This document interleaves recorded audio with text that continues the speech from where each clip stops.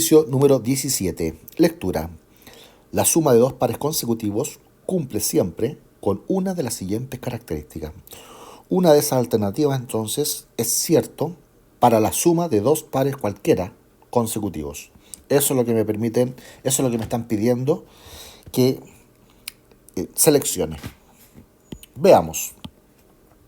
Yo siempre les he dicho que cuando estamos trabajando con números pares o impares, la forma empírica, es decir, los 2x más 1 o los 2x, para representar ciertos números pares e impares, los pueden usar cuando hay que plantear una ecuación y descubrir aquellos números. Pero si a nosotros nos piden un análisis del comportamiento de los patrones de estos números, no te conviene.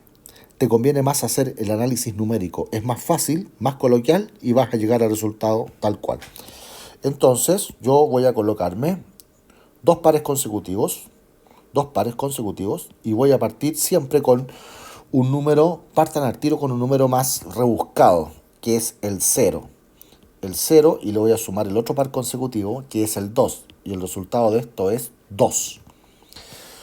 Voy a colocar aquí adicionalmente el 2 con un 4. Y voy a colocar aquí otro ejemplo que sería el 6 la suma.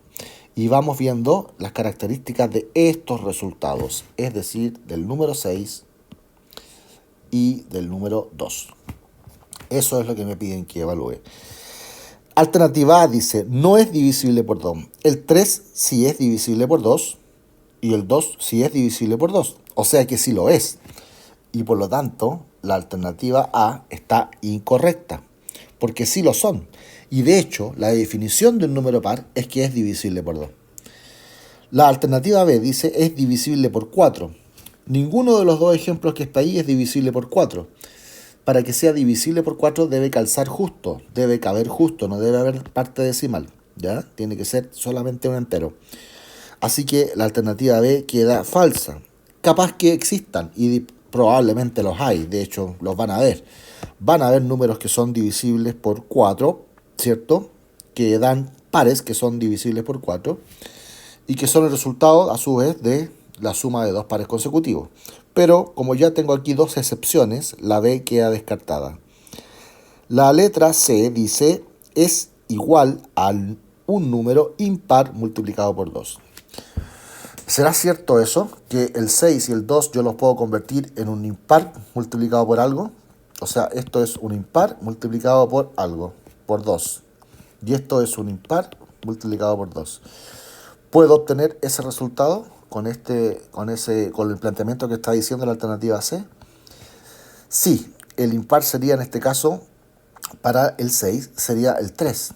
3 por 2 y me da el 6. Y el impar que estaría acá sería el 1. El 1 entonces, ¿cierto? El 1 multiplicado por el 2 me daría el resultado 2. Así que efectivamente la frase es correcta y tendríamos la alternativa C. De majadería vamos a resolver la D, que dice es el doble de un número par. 6 es el doble de un número par.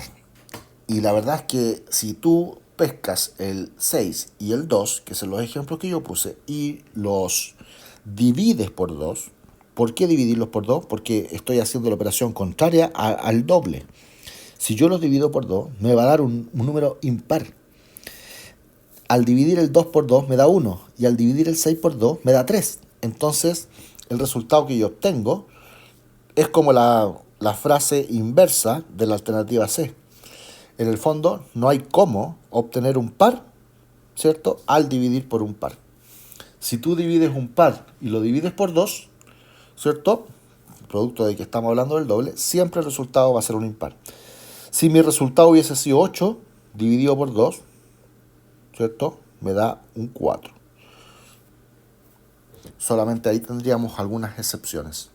Si tomamos un 10, nos da un 5. Ahí nos pasamos a un impar una vez más.